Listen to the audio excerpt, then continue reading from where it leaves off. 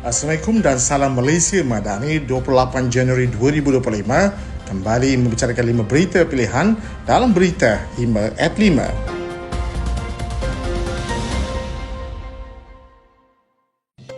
Adun Jeram Padang Datuk Muhammad Zaidi Abdul Kadir menyambut baik pelancaran Sekolah Patriotik UMNO yang disempurnakan oleh Presiden UMNO Datuk Seri Dr. Ahmad Zahid Hamidi.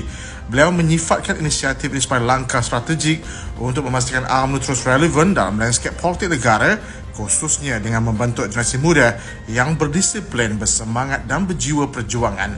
Jelasnya Sekolah Patriotik UMNO adalah platform penting untuk melahirkan pemimpin masa depan yang berlandaskan agama, bangsa dan negara. Sementara itu, Esko Wanita UMNO Malaysia, Dr. Masleh Harun berkata, pendidikan politik berstruktur menerusi Sekolah Patriotik UMNO mampu memberi pemahaman mendalam kepada pengundi muda mengenai sistem politik, dasar kerajaan dan peranan UMNO. Beliau berkata, inisiatif itu penting untuk membimbing pengundi muda membuat keputusan yang bijak, terutama ketika mereka terdedah kepada maklumat yang mengelirukan. Ketua UMNO Bahagian Shah Alam Datuk Azhari Syahari menyifatkan gabungan Parti Pribumi Bersatu Malaysia dan PAS dalam Perikatan Nasional hanya bersifat sementara dan bertujuan memenuhi kepentingan politik semata-mata.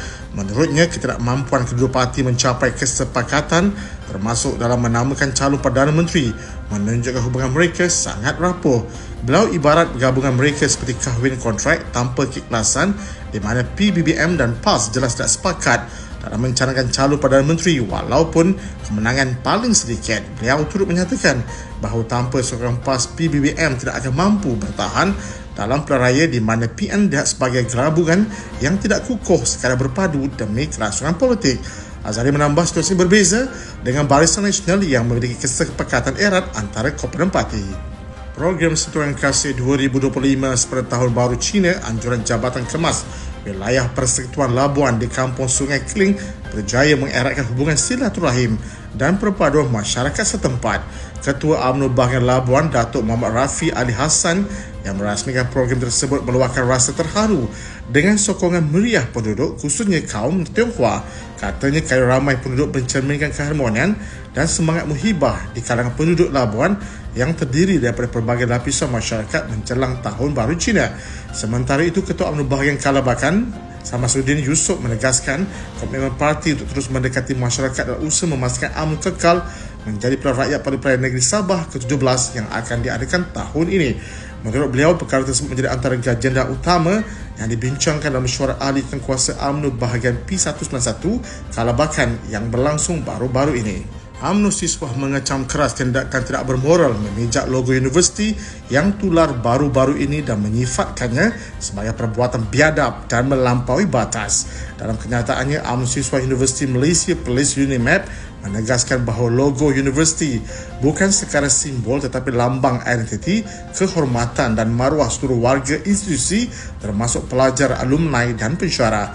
Ketua Penerangan UMNO siswa UNIMAP menjelaskan tindakan tersebut mencerminkan kurangnya rasa hormat terhadap institusi pendidikan serta mencemarkan imej universiti selain menyinggung perasaan yang menghargai peranan pendidikan tinggi dalam membina negara.